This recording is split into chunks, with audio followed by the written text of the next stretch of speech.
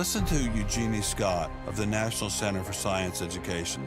The NCSE has been at the heart of virtually every evolution controversy over the past 25 years, vigorously defending the Darwinian gospel. We've worked a lot with science education organizations. The most important group we work with is members of the faith community, because the best kept secret in this controversy is that Catholics and mainstream Protestants are okay on evolution.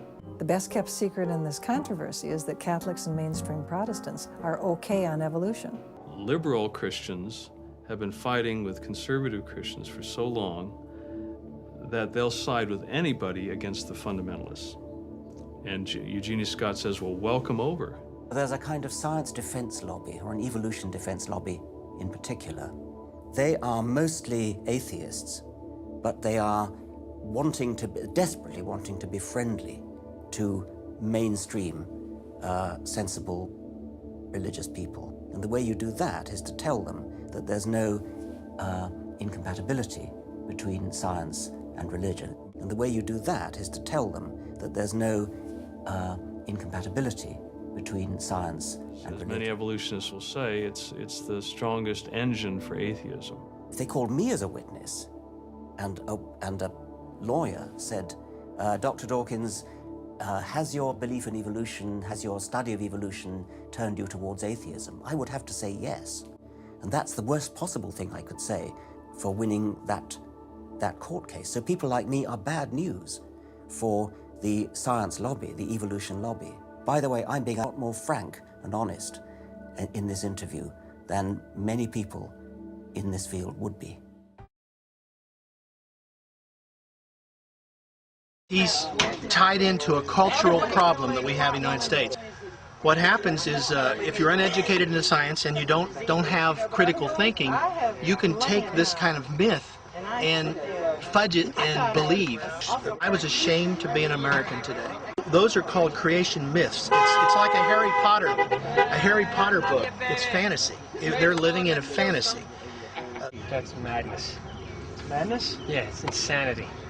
So everything they say is wrong? Does that have to do with the Bible? Yeah, everything. Then it's wrong, yeah. So, do you believe that the entire Bible is just 100% fiction? Really? Okay? And if you know God, you prove it to me. You come up with the idea, you have to prove it. I don't have to prove the negative. You got to prove it. Can you prove it? No. What is it doing in my politics? What is it doing in my schools? What is it doing in my government? What do we got a crusade going for? You're going to destroy this country if you're a Christian. I'm not advocating either I'm side. telling you. They're Christian. These morons are going to destroy this country. And no matter what you say about our founding fathers, they feared organized religion, whether they were theists or whatever they call themselves, or religious. Organized, they knew from history, they knew Europe, they didn't want this. This is madness. Because you know what's going to happen? There's going to be school buses going through there. Guaranteed. And young minds are going to be warped, and a Santa Claus is coming to town. And that ain't no way to run a society, especially in our day. Bring public school buses in. You'll see my name in the paper because I'll sue them. This conflict over the principles of evolution has become a religious war. It really is no longer about scientific investigation. Richard Dawkins is the best example of this. His recent book, The God Delusion, has sold over 1 million copies worldwide. The God Delusion is my long-expected, long-worked-on, full-frontal attack on religion.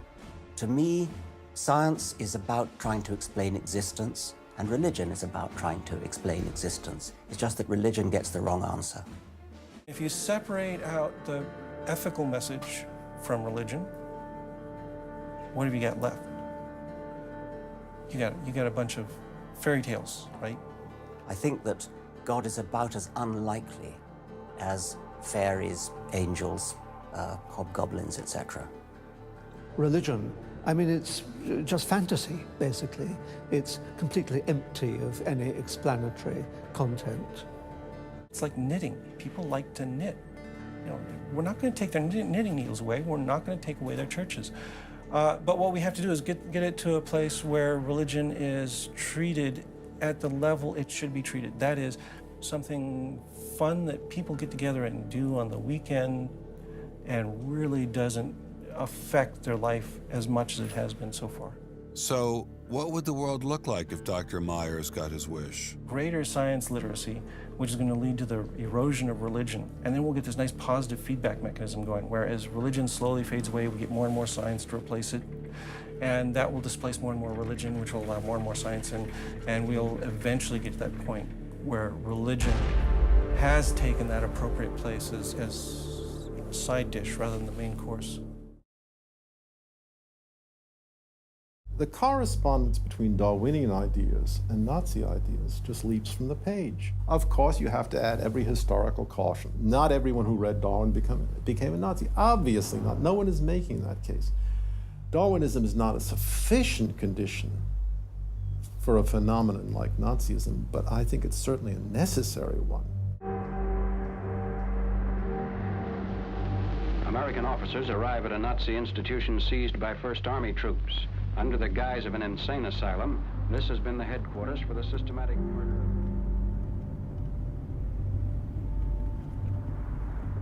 So what is this place?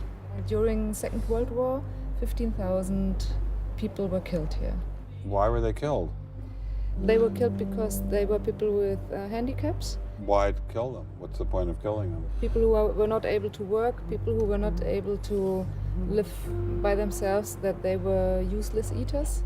Useless eaters. And life unworthy of living. Alles Lebensschwache geht in der Natur unfehlbar zugrunde.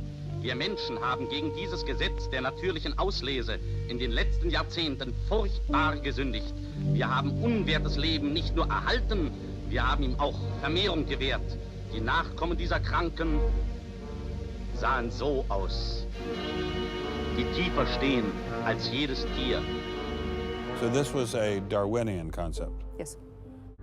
It's difficult to describe how it felt to walk through such a haunting place, to know that these cold stone and tile walls were the last things the victims of Hadamar ever saw.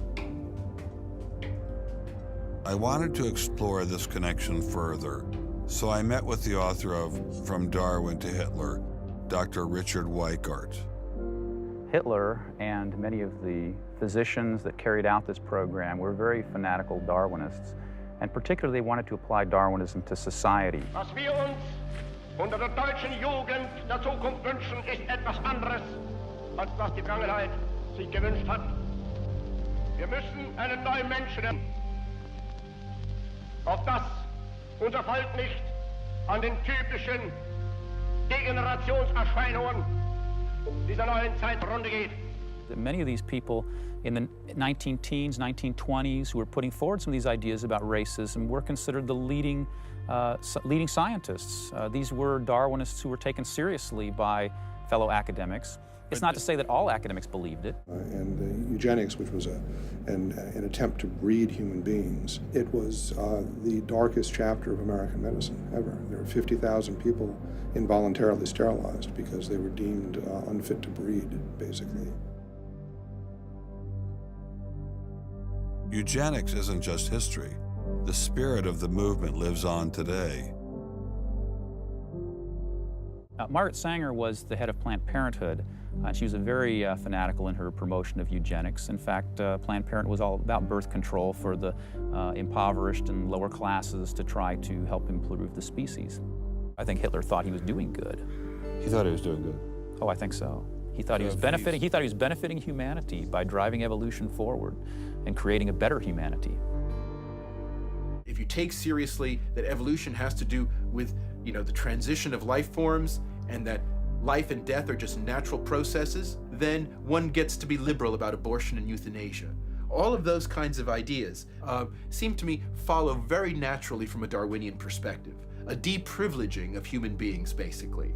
And I think that people who want to endorse Darwinism have to sort of take this kind of viewpoint very seriously. With savages, the weak in body or mind are soon eliminated. We civilized men, on the other hand, do our utmost to check the process of elimination. We build asylums for the imbecile, the maimed, and the sick. Thus, the weak members of civilized societies propagate their kind. No one who has attended to the breeding of domestic animals will doubt that this must be highly injurious to the race of man. Hardly anyone is so ignorant as to allow his worst animals to breed. Charles Darwin, The Descent of Man, 1871.